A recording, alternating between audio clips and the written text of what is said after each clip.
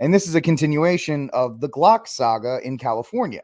And I know Joey, Trad, Angel, and I, when we talked about this, one thing we kind of all agreed on was, listen, Glock can do whatever they want when it comes to redesigning their guns and doing all these other things.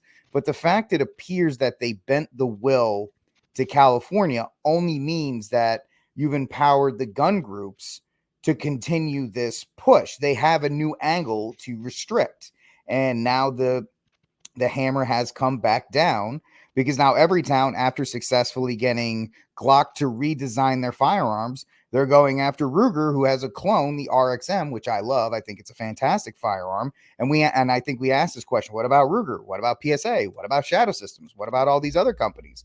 And yet now we see that, now that the Mike Bloomberg backed Everytown is going after Ruger, especially for producing the RXM, which is interesting because this is the latest model, guys. Shadow Systems has existed forever.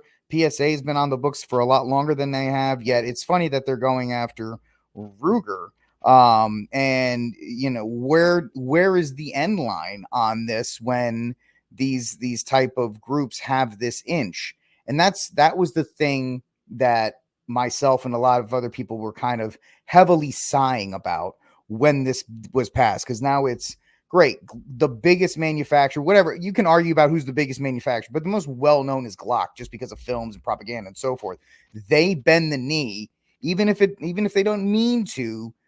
Now the door is open. And so Ruger's on the table, Shadow Systems, everybody's on the table, Trad.